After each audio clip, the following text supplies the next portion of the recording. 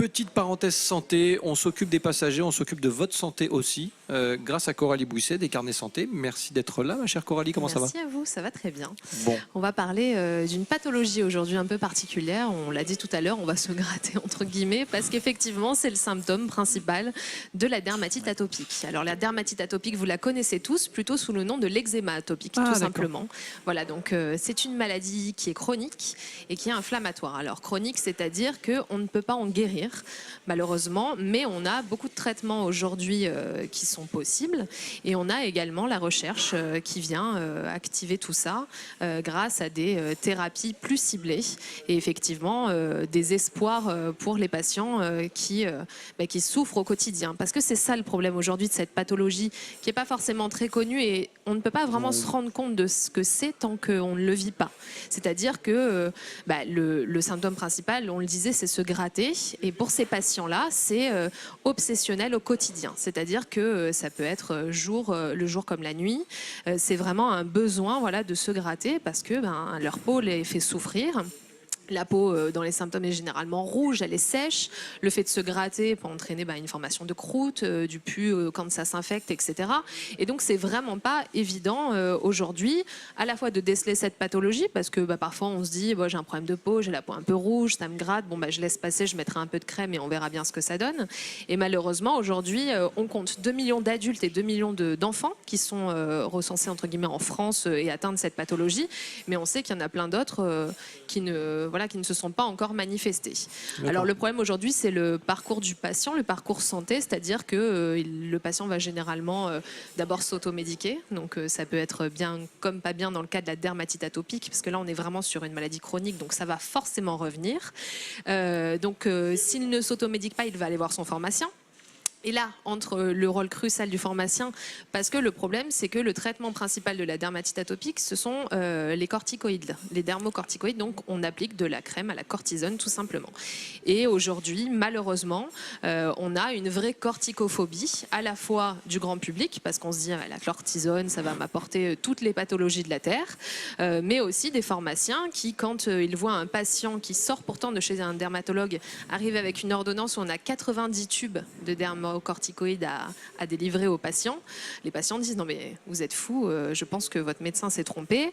Alors on en a bien sûr des très professionnels qui vont appeler le dermatologue pour confirmer que le traitement est le bon. Et pas que le patient a rajouté un 0 derrière le 9 pour être sûr que c'était bien 90 tubes et pas 9 tubes à délivrer. Et effectivement, on en a qui vont presque faire peur au patient.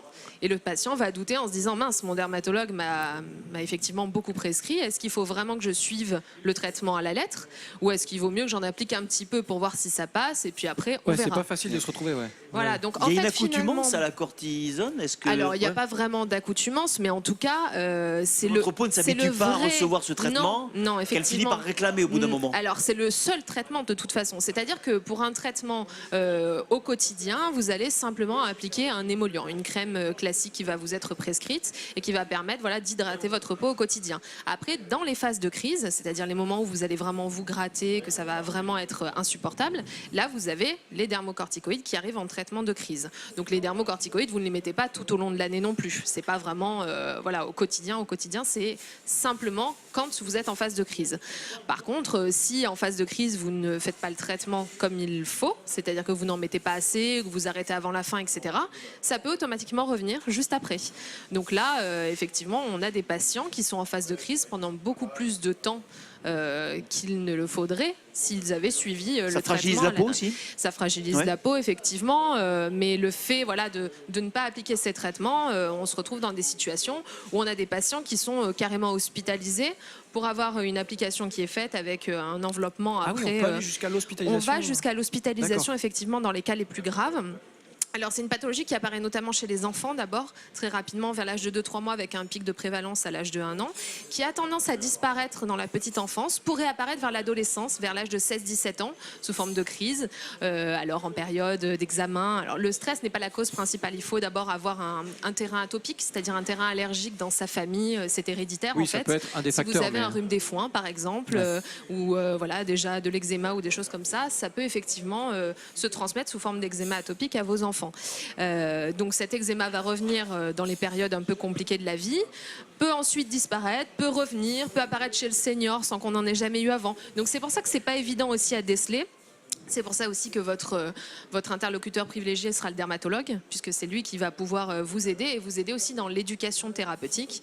Un dernier point sur cette éducation thérapeutique, les médecins sont là pour vraiment accompagner le patient dans le traitement, répondre à toutes ces questions, comprendre si le traitement n'a pas fonctionné, pour quelles raisons. Généralement, c'est parce que ça s'est arrêté trop tôt, en phase de crise, ou parce qu'effectivement, il n'y a pas eu assez de crème qui a été appliquée. Il y a des cures aussi, je crois, des cures thermales, non, qui sont faites Alors pour soigner. ça dépend des cas, Ouais. c'est très spécifique. Mais là, ce qui est très intéressant, une dernière chose, sont les nouveaux traitements qui sont très spécifiques aussi et qui sont axés sur la recherche, avec aujourd'hui des injections qui arrivent sur le marché et qui vous permettent d'avoir simplement une injection mensuelle et qui vous évite de vous gratter pendant tout le mois et de vous appliquer des tonnes de crème. Donc c'est ça qui est très intéressant aussi. C'est un peu comme le psoriasis, on avait vécu une véritable avancée thérapeutique dans les recherches cliniques ces dernières années.